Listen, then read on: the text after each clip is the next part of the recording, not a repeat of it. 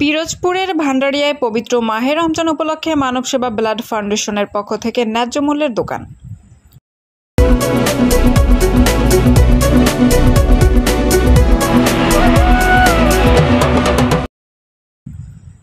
আসসালামু আলাইকুম।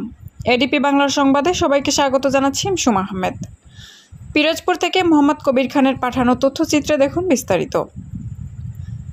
অসহায় গরিব দুস্থ ও ছিন্নমূলের মানুষের কথা চিন্তা করে পিরোজপুরের ভান্ডারিয়ায় মাসব্যাপী ন্যায্য মূল্যে পণ্য বিক্রির উদ্যোগ নিয়েছে মানব সেবা ব্লাড ফাউন্ডেশনের তরুণ উদ্যোক্তারা।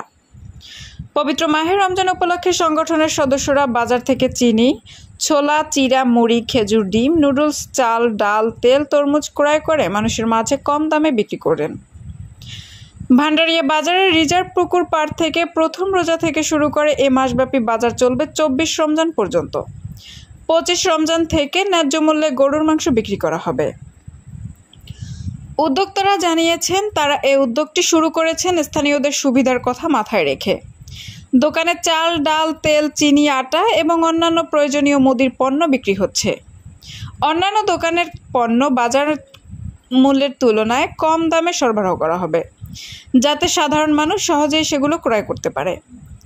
স্থানীয় ক্রেতারা অনেকেই দোকানটি থেকে কেনাকাটা করেছেন। ক্রেতা ফাহিমা বেগম বলেন, অন্য দোকানের চেয়ে এখানে দাম অনেক কম, যা আমাদের জন্য সুবিধাজনক। মুদি দোকানের চেয়ে আমরা এখানে ন্যায্য দামে পণ্য পাচ্ছি। মানব সেবা ব্লাড ফাউন্ডেশনের পরিচালক মাহাদি হাসান বলেন, মুদির দোকানে পণ্যের দাম অনেক বেশি থাকে, বিশেষ করে দরিদ্র মানুষের জন্য এটি অনেক কষ্টকর হয়ে পড়ে। তাই আমরা সিদ্ধান্ত নিয়েছি একটি দোকান খুলব, যেখানে মানুষ ন্যায্য মূল্যে পণ্য পাবে।